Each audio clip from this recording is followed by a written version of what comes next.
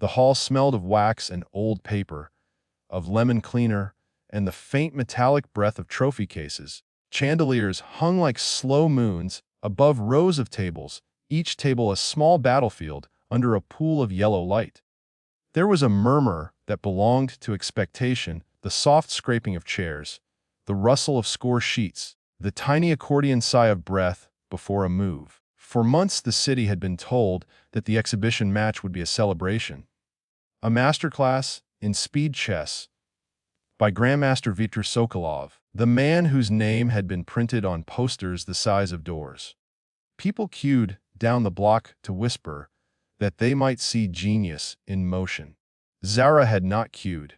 She arrived with a broom over her shoulder and a canvas apron tied at her waist, her hair coiled into a knot with a pencil tucked through it like an absent-minded queen. She knew every crack in the parquet because she had spent seasons polishing it until the floor shone for other people's triumphs. The hall was her patch of sky. She had worked in these rooms for 7 years, sweeping up spilled coffee and the small diamonds of somebody's lost hope after a bad tournament. A pawn knocked ungracefully off a square. A page of notes crumpled under a chair. She moved with quiet authority through the rows, the bristles whispering a rhythm she had hummed for a decade. On a shelf behind the registration desk, under a framed photograph of Victor, mid-smile, sat a small photograph of her father. The edges of that photograph were thumb-softened. The black and white image had him leaning over an old wooden board with Zara at his side, chin in hands, staring at a position she could still see behind her eyelids. He had taught her chess the way some people teach prayer. Slow, patient, insistently gentle. Think of the pieces as people, he would say, tapping a knight that looked like a bent-back horse. They have pawns. They get tired. They get scared. If you know their stories, you'll know their lies. She had stopped playing after he died, not because the game had died with him. Chess, unlike people, does not leave, but because grief is a shape that takes up room in the chest and you cannot move in its shadow.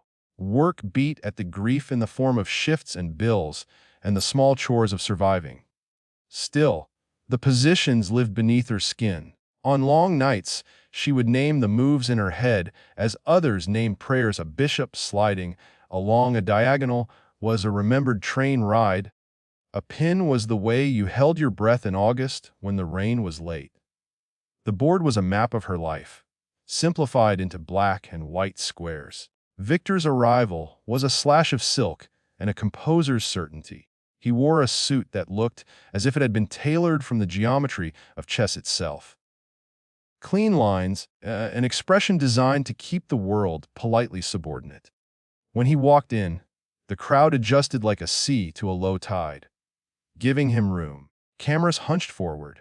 There was applause, the kind that smells of rehearsed breath, and the belief that the clasping of hands can anchor someone to a reputation. The organizers prodded and smiled, ritualistic and bright. Behind her, Nadia Faruqi, the tournament director, checked her clipboard with a practiced smile. Nadia had been a promising player in her youth. Now she kept other people's chess, lives running with the strict kindness of someone who had loved the game and learned to put it in service of a different joy. She had seen faces like Victor's before, smooth, practiced, the grin of a man who had made a career of commanding attention.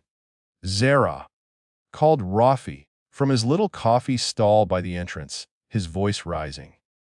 He had stayed late, waiting for her break to bring her a thermos filled with tea that still held the warmth of his palms. Rafi Malik owned the cafe 2 blocks over and called half the players his family. He had watched Zara over the years with the deferential affection of someone who knew what it meant to be quietly indispensable. Come on, they were just about to start. She shook her head, fingers tightening around the broom handle. Go, she said. I'll finish the eisel. Don't let them drink it all. Don't be ridiculous, he said. You love this, Zara. You love watching the dance. Just come watch for 10 minutes. She loved it, but love sometimes refracts into 1,000 small duties. There was a stage to sweep, a centerpiece floral arrangement to straighten, a child's forgotten mitten to fold and place on a chair. She leaned down to pick up a fallen program. As she straightened the pamphlet, a page fluttered loose and landed at her feet.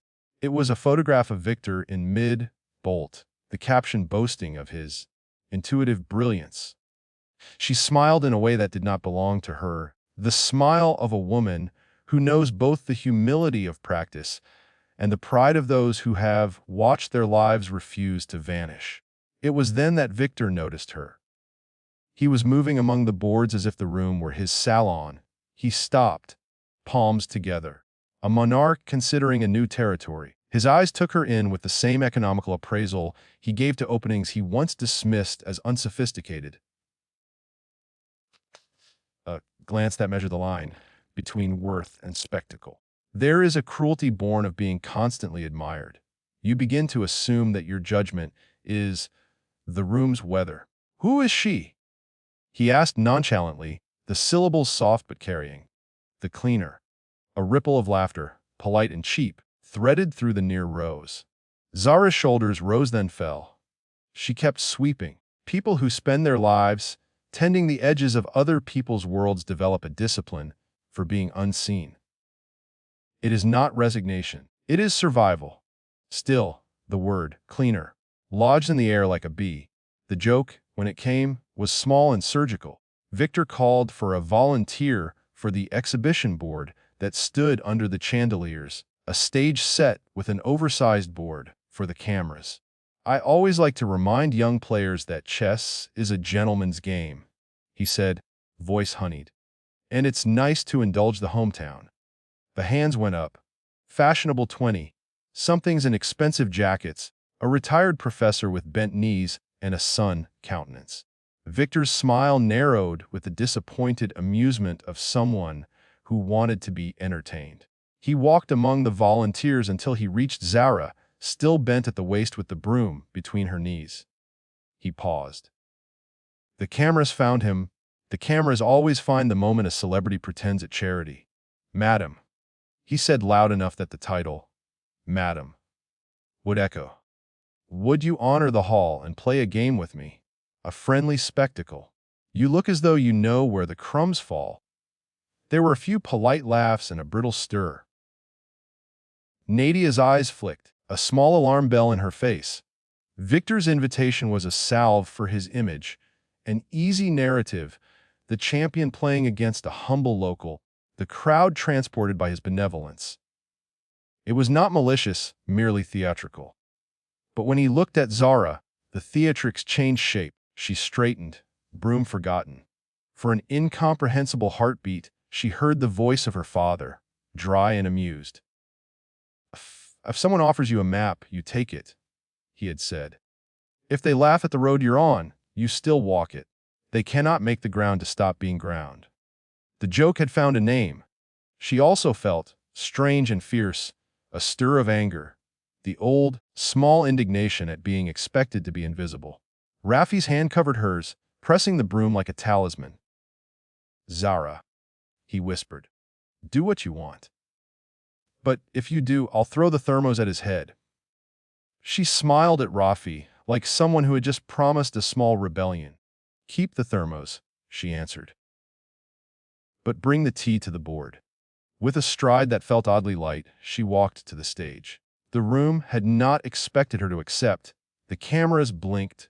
Victor's lips curved in a way that suggested he had not lost control of the plot. Nadia stepped toward the stage, flapping her clipboard like a flag of protocol. "This is an exhibition," she said, politely officious.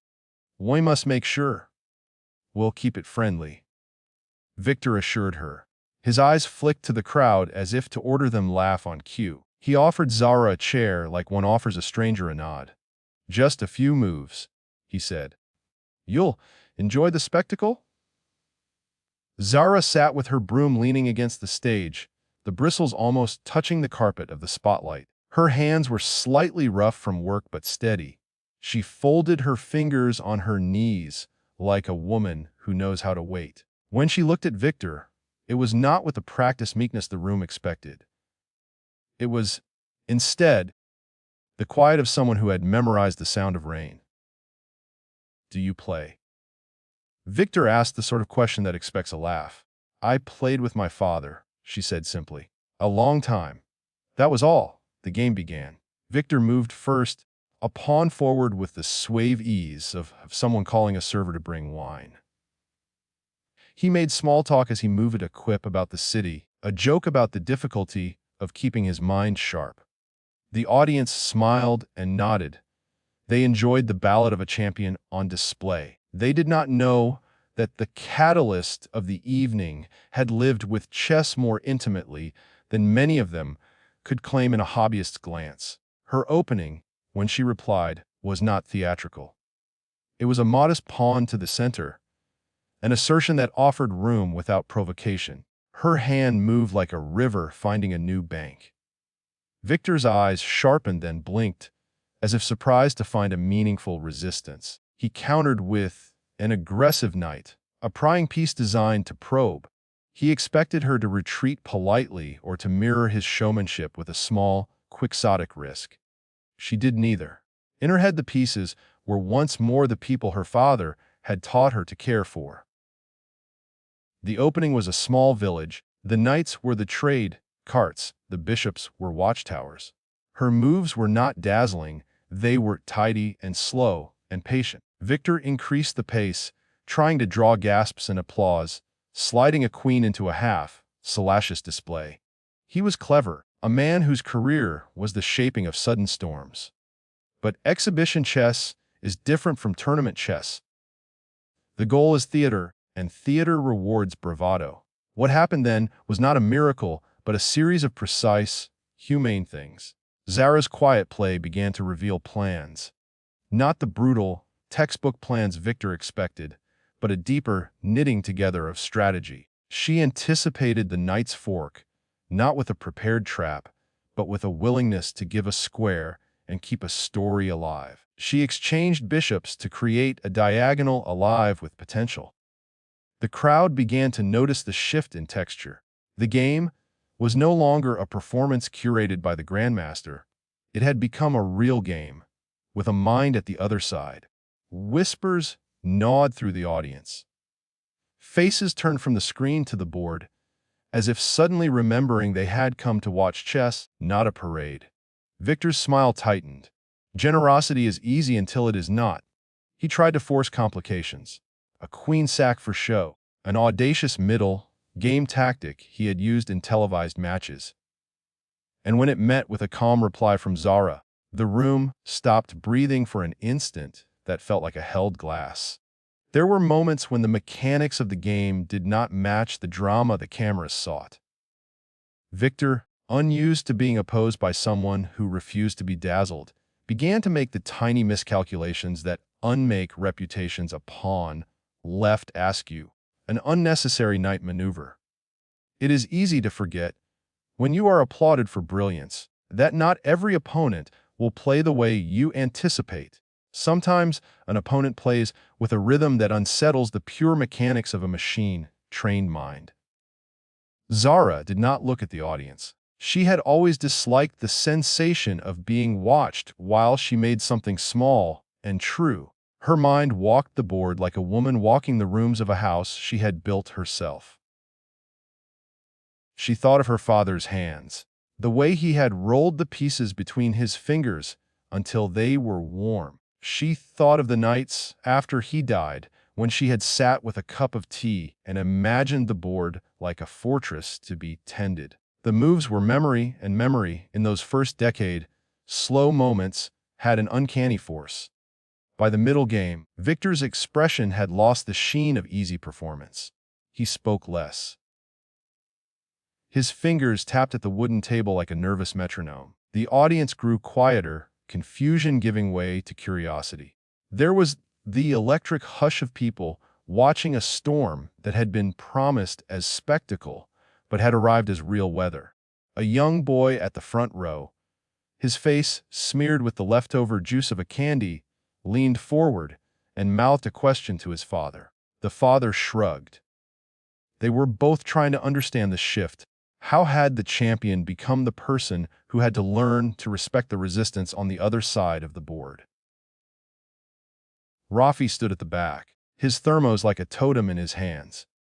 Nadia bit her lip. She did not want to be cruel, but she had spent years seeing reputations fail and rise again, and had the wary protective instinct of someone who loves the fabric of the game. She had made the event an exhibition to celebrate beauty, not to challenge egos, and yet here was a moment that would be beautiful regardless of intent. Victor made a rook lift, an attempt to put his weight on her king's side like a cavalry charge. Zara did not panic. She let a pawn fall in front of his advancing pieces. It was a voluntary sacrifice, a street-level offering that the Grandmaster's trained eye could not dismiss as mere error. She saw a line that would close the rook's path, a corridor that would make Victor's heavy pieces clumsy. The audience, at first, thought she was being tricked. Then they realized the rook had no retreat. There was a flutter in the chest of the room, like the sound you hear in a theater when the music thinning at the beginning is suddenly filled by a raw human voice. Victor's forehead creased. He began to play like someone who had realized he had underestimated the weight of another's persistence. Time in an exhibition is elastic. The clocks were ornamental, but Victor still glanced at them as a man might glance at a mirror to ensure his hair was still in place. Pressure works in strange ways. The harder he leaned, the more he exposed a certain brittle arrogance. Years of being applauded had become a lens that made him feel unassailable. Zara, whose apprenticeship to life's austerities had been measured in tasks and small economies, played in a way that was calm, not because she had nothing to lose, but because she had learned the value of patient, cumulative advantage. A sequence began to unfold that the commentators would later whisper about in podcasts and coffee shop debates.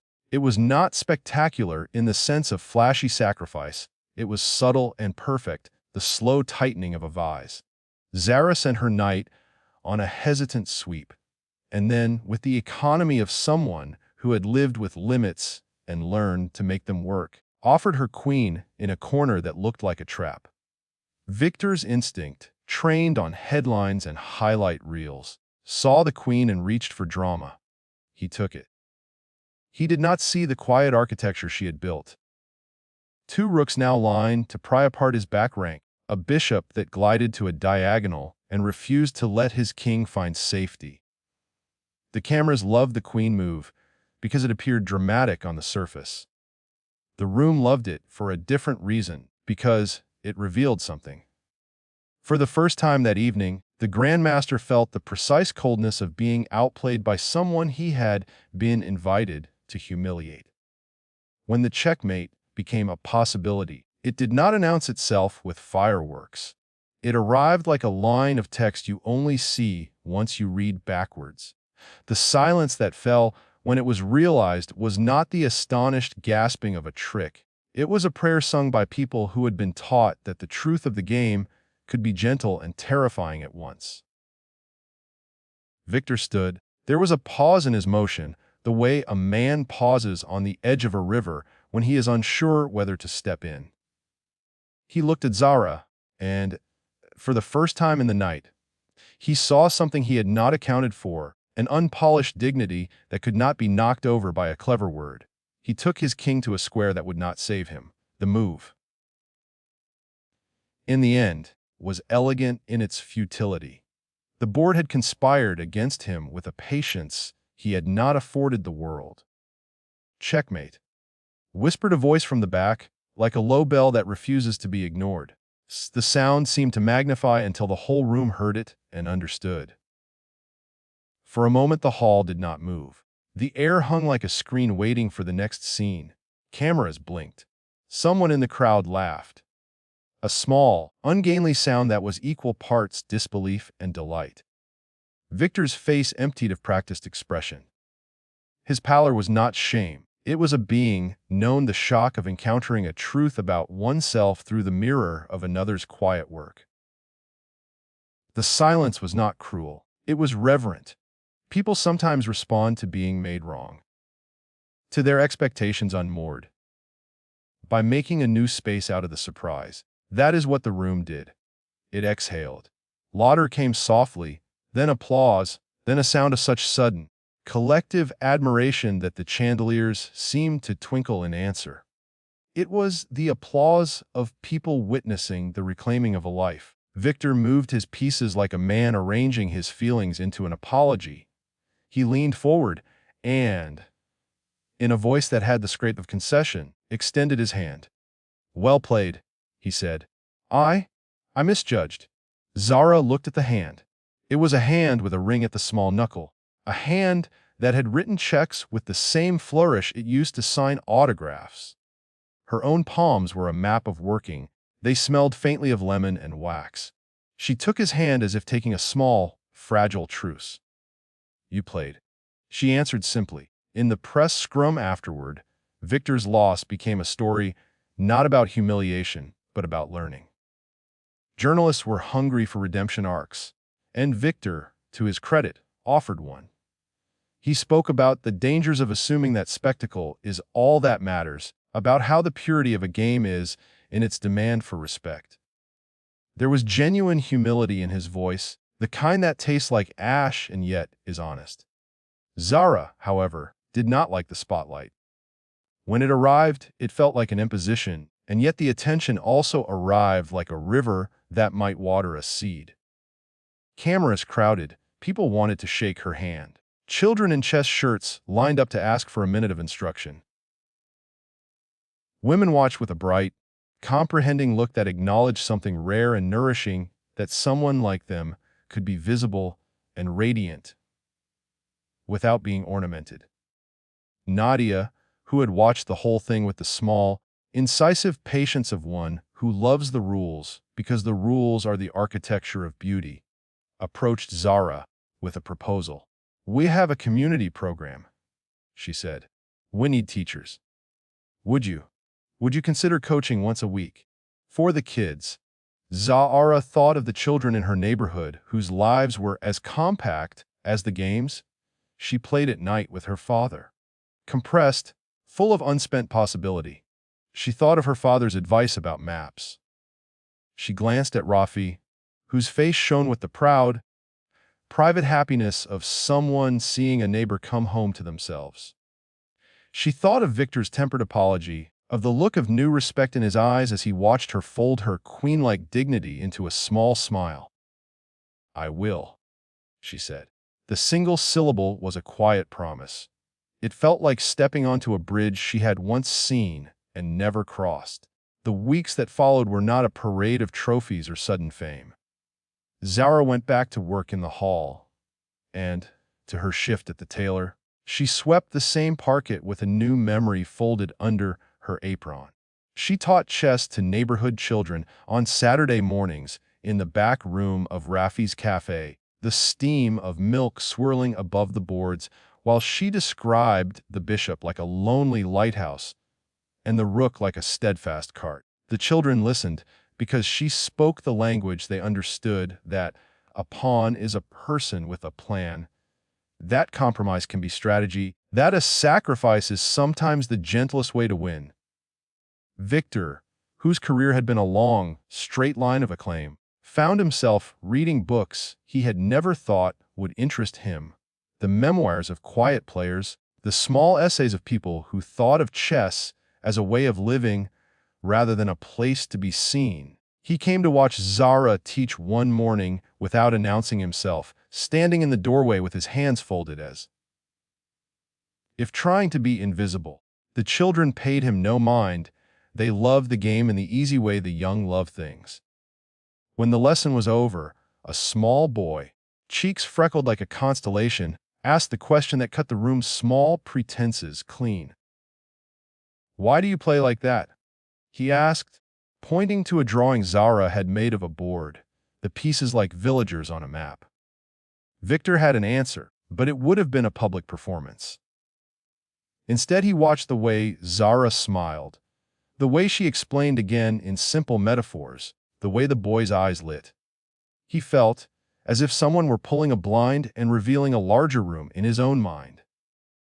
Pride is a strange thing. It looks like armor until it becomes a cage. Months later, in a small ceremony in the hall where the photograph of Victor had once dominated the wall, the organizers asked Zara to accept a small plaque. It was not for winning a match.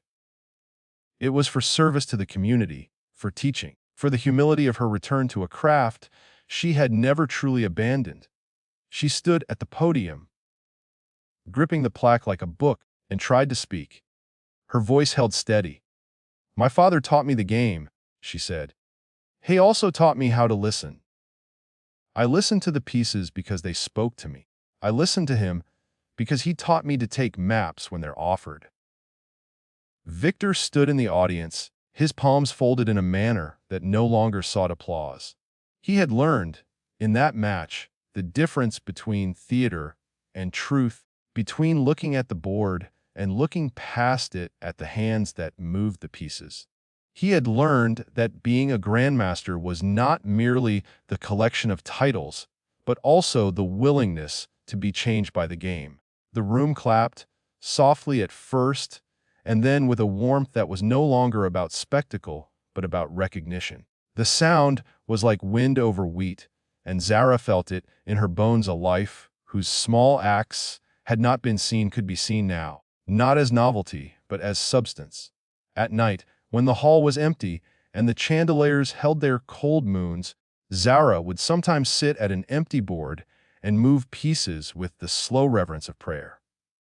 She did it for herself, because the board was where she had learned to keep promises.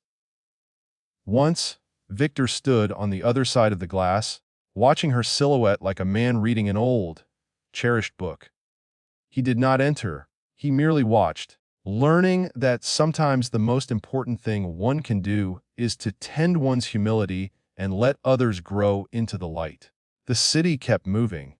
Tournaments were held, champions rose and fell.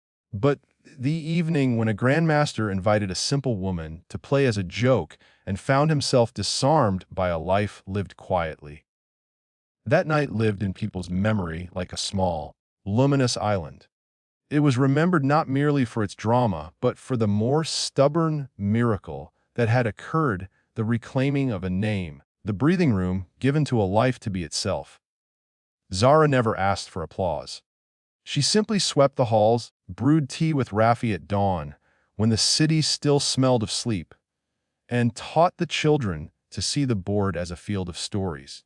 When she ran a small hand over her father's photograph before a lesson, she felt the quiet thud of destiny, not as a destiny imposed, but as one earned by stubborn habit. The Grandmaster, more careful and less certain of his own myths, sometimes dropped by with quiet questions and an appetite for the humility that comes from learning. Children still asked him why he had been humbled. Victor would smile without theatricality and say, "Because chess is honest." And that was the truth. But those who knew him best understood the fuller truth. Chess had simply led him back to listening. And in a world that often insists on the loudest voice, the town found itself remembering the sound of one woman who, having been invited as a joke, answered only with the careful, brave sound of a life taking its rightful place.